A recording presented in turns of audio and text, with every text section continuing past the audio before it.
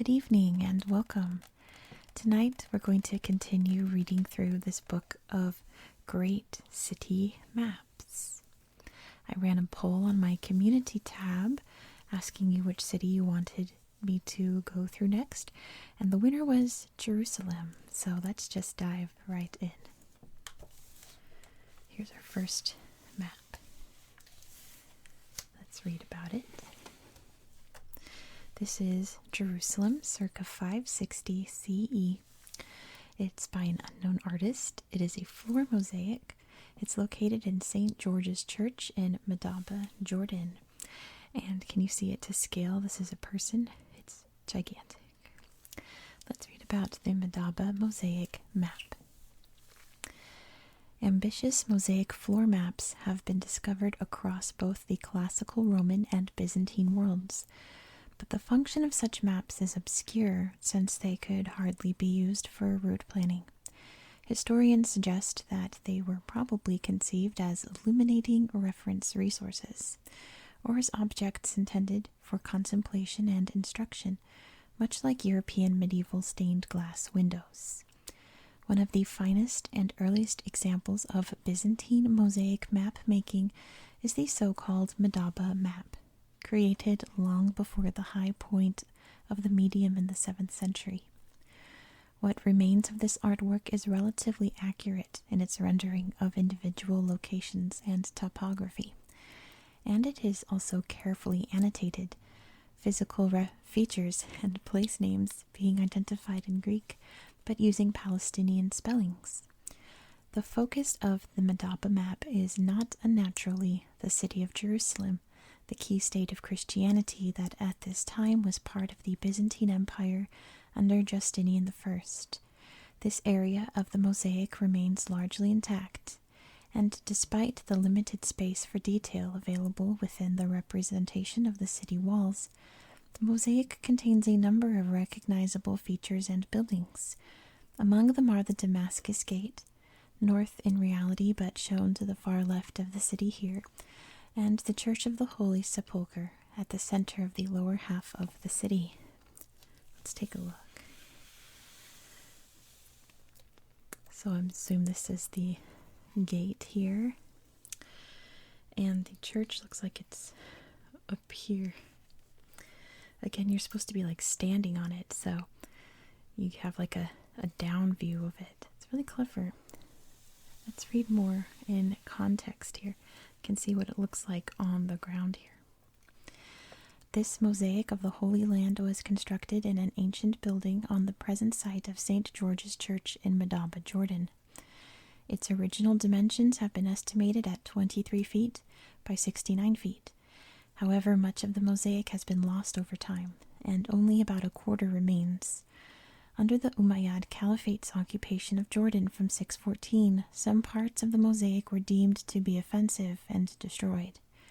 The mosaic was then severely damaged by an earthquake in 746. It was excavated in 1884, but suffered various degrees of damage between its rediscovery and the 1960s, when work was undertaken to conserve and restore its surviving parts. How interesting. It's really neat. So here it is all zoomed out, and right here is the map of Jerusalem. You can see all that's left of it.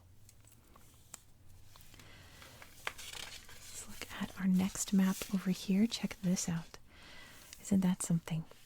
This is Jerusalem circa 1190 to 1200. It is an unknown artist. It's an illuminated manuscript on vellum.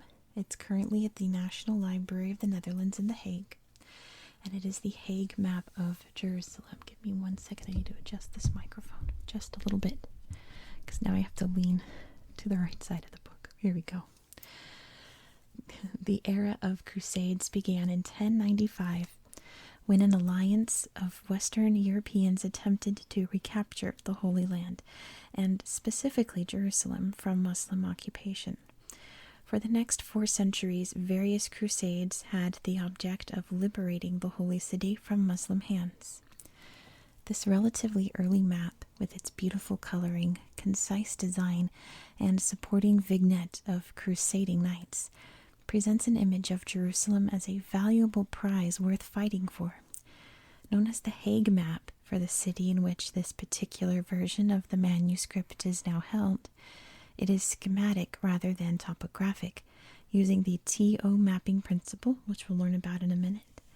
The cartographer, who had probably never visited the city, has attempted to fit in as many features of its geography as possible, including details of the walls, gates, and holy shrines. Let's learn a bit more about that TO mapping style and see if we can identify it in the map. Let's see, it says, early Western European styles of mapping were largely conceptual rather than practical, and were hardly recognizable or usable as road maps as we would understand them today. European views of the world, such as the famous Hereford Mappa Mundi, tended to present a non-geographical view of the world based on the idealized TO system, essentially dividing the area mapped into 3 easily identifiable but schematized portions in the form of a T within a circular or global outer schema which forms the O. Jerusalem, with its walls and various quarters, Greek, Armenian, Jewish, and Muslim, ideally lent itself to this style of representation. So let's see, you can see the T here, and of course the big O here is the walls, which of course the real Jerusalem does not have a giant circular wall going around it this precisely. But like it said, it's not meant to be a literal map, right? You can see the gates. And is that supposed to be the temple? Is that what that says? I can't tell. Anyway, let's read more about it. We'll look at a more visual tour of it. So first of all, we have the roadways, which it's discussing these roads over here. You can see it in more detail here. The map's depiction of the major cross sections of processional avenues from west to east is largely correct, although the north to south roads become exaggerated due to the confining structures of the map plan. Next is Golgotha, which you can see over here on the map. Beyond the city walls, the important Christian area of Golgotha is emphasized in the bottom left corner of the map. The hill is traditionally considered to be the site of the crucifixion of Christ, although today there is considerable debate concerning the actual location of the event. And then it talks about these walls. The artist's view of the city walls, with their blue coloring, could lead them to be mistaken for waterways. Also, the walls of Jerusalem were not circular. The artist is conforming to the tradition of TO map making, in which the holy city is enclosed symbolically by a circle. Very neat map. It is so brightly colored, isn't it? And look at the knights down at the bottom, charging toward the city. Oops. Charging toward the city. Here's our next map. Look how incredible this is. This looks a lot more, it's not perfect, but it's a lot more accurate than the other two, isn't it? This is Jerusalem in 1584. It is by Christian Krook van Adrichem. It's a hand-colored copperplate engraving. Numerous copies of it exist. And it kind of looks like it's almost to scale, like it's only a little bit bigger than in the book. Isn't that interesting? This map is titled Jerusalem at the Time of Christ. Let's read about it. The vision of Jerusalem laid out in Christian Adrichem's map is one of an idealized city of Christ. This ideal is presented in a carefully organized and detailed representation of the layout, buildings, and shrines of Jerusalem. There are 270 sites identified, each of which is annotated. The story of Christ's last days, known as the Passion, is woven through these locations. The map is a brilliantly realized fantasy of the biblical city, rather than a realistic portrayal of contemporary Jerusalem. Even the overall shape of the city, which is viewed from the west and presented as an oval neatly framed by fortified walls, is misleading. The real city would have been irregular in shape, following the lie of the land on which the city perched. Adrachim had to make assumptions about the layout of the city, as Jerusalem had been in Muslim hands since its conquest in 1244, and it was therefore difficult and dangerous for Christian pilgrims to visit. Instead, Adrachim had to rely on the accounts of the Gospels, as well as other ancient texts and descriptions of the city provided by the many Jewish scholars who had fled the Holy Land to Europe in previous centuries, many of whom settled in Adrachim's homeland of the Netherlands. Depiction of the Passion. An interesting aspect of Adrachim's treatment of the city, however wildly imaginative, is his addition in minute vignettes of a narrative recording Christ's last days. This follows Jesus from his entrance to the city on Palm Sunday, which is in the upper right. You can see him coming through over here to the gate, to his crucifixion on Golgotha, which you can see right down here. The vignettes can be interpreted as an instructive sermon about Christ's passion in pictures, played out against the backdrop of Jerusalem. Taken as a whole, the map is a clever mixture of imagination, scholarship, and storytelling. On its publication, it proved to be enormously successful and influential, as it provided Bible readers, scholars, and preachers with a rich visual context against which to interpret the Gospels. I think it is really clever how the whole map tells a story the more you look through it. I think it's neat. Let's read more about, I know I'm saying his name wrong, Christian Croock van Adrachim. A Catholic priest and theologian, Adrachim was born in Delft, which was then part of the Spanish Netherlands, during the period of the Reformation, when Protestant Christians broke away from the teaching of the Roman Catholic Church. Adrachim wrote A Life of Jesus Christ and an illustrated survey of the Holy Land. During the European wars of religion that dominated the late 16th and early 17th centuries, the Catholic Adrachim was ousted from his position as director of the convent of St. Barbara in Delft. He then founded a sanctuary in Cologne, which is in modern-day Germany, just across the Rhine River. Cologne was in the province of Berg, which tolerated mixed Catholic and Lutheran or Protestant populations, and Adrachim remained there until his death in 1585. He had never visited the Holy Land, and his reconstructions of the city were based on biblical texts, travelers' accounts, and often picturesque hearsay. I almost said heresy, that doesn't make sense. Adrachim also compiled a chronological encyclopedia of biblical lives from Adam to St. John the Apostle. That's interesting. There's more details about this map on the next page, so let's look at that. Right, so there's the areas that we're going to be talking about, starting with the entry to Jerusalem. You can see in better detail. You can see the little halo there, so you can tell who's who. Christ is depicted riding a donkey toward the Golden Gate, accompanied by selected disciples on Palm Sunday. This provides the opening scene of the journey of the Passion that zigzags through the map of the city, ending at the cross at Golgotha. Next, you can see Pontius Pilate's palace. Pontius Pilate's palace. The palace of the Roman governor Pontius Pilate is presented as a colonnaded structure within which the interrogation and scourging of Christ takes place. In reality, as the seat of Roman power in the city, it would have been much larger, but in Adrachim's imaginative composition, it is just a convenient location to refer to a focal point of Christ's journey to his crucifixion. Here's the Temple Mount, which, if you look at the map, is really big compared to the rest of the city. I think it's more like a symbolic size, like the bigger it is, the more important it is. Let's read what it says. The representation of Temple Mount is overemphasized in its scale, but beautifully detailed.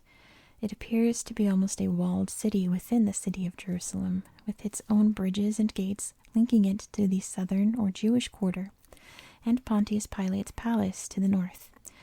Within its walls, various historical and sacred events, some involving angels, are seen to occur. Yeah, you can see some angels here. There's the Ark of the Covenant. What's it doing there? You can see some Hebrew writing there. There's a menorah. How interesting. This must be the Jewish quarter. That's an interesting depiction. Let's see the Christian quarter over here. They've got a nice fountain. Adrichem gives as much detail to the more obscure parts of the city as he does to well-known areas, as if he is keen to fill in spaces with imaginative detail. This area of the Christian quarter is almost entirely a work of fantasy. Here's the Sanhedrin headquarters. I don't know if I'm saying that right. The headquarters of the Jewish judges, or Sanhedrin, and the Jewish high priest Caiaphas. Caiaphas's palace are less architecturally splendid than Pilate's. They include scenes of Christ's interrogation, trial, and condemnation by his conspiring peers. Pilate handed over the decision to condemn Christ to the Jewish authorities, which they duly did. So you can see each scene happening in each of the little spaces there, the windows. It's interesting, isn't it? Let's look at the Sepulchre of David. You can see right here. Make sure you can see a little bit. There you go. The tomb of the legendary king of the Israelites is an entirely imaginary feature of the map. No archaeological evidence exists of such a structure, which the cartographer positions prominently in the Jewish quarter of the city. And then we have Golgotha over here. You can see them crucifying him. Let's slide this over a little bit more so you can see the caption here. The actual location of the crucifixion on Golgotha remains a matter of debate. While it was likely to have been in the vicinity shown on the map, it probably overlooked a quarry. In Adrichem's time, the site of the crucifixion was believed to have been on the southwest of the city, and in this map Christ is seen dragging his cross outside the city walls. Oh, that's him right here. Right? It looks like, oh, I see, it's like the path leading up to it. That's so interesting how he made this map. Because, like, you can see him walking, being crucified. How interesting. It's a really cool map. Here's a map of Jerusalem circa 1716. It's by Daniel Strupendahl. It's a hand-colored copper plate engraving, and numerous copies of it exist. It's really beautiful. And you can see this is pretty much to scale. This is just called Map of Jerusalem. Let's read about it. Amsterdam-based Daniel Strupendahl proved a prolific cartographer and printmaker in his relatively brief career. His map of Jerusalem, viewed unusually from the east, was widely copied, not least by the popular Dutch printmaker Jan van Jagen in circa 1770. However, the map was itself based on a much earlier version created in 1604 by the Spanish Jesuit priest, mathematician, and cartographer Juan Bautista Villalpando, which is pictured below. We'll look at it in a minute. Unlike many plans of Jerusalem that preceded it, Strupendahl's map was not an idealized rendition of the city. Although he followed Villalpando's exaggerations, for example, he presents the main temple as far too large, Strupendahl aimed to achieve a plan of the layout and topography that was as accurate as possible given its source material. This was in line with the ideals of the Protestant reformist movement of the time, which shunned mysticism for a more literal interpretation of the Bible. Strupendahl's map was therefore an important contribution to Reformation biblical iconography. Let me see, I think it goes into detail on the next page, does it? Oh, it doesn't. Bummer. So let's read about the original source material and we'll take a closer look at this. There we go. Villalpando's 1604 plan of Jerusalem was the basis for many later maps of the city.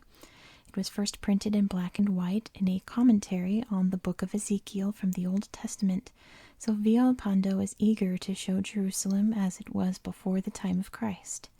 However, he made many incorrect assumptions about the imposition of Roman architectural tenets on the city at this time.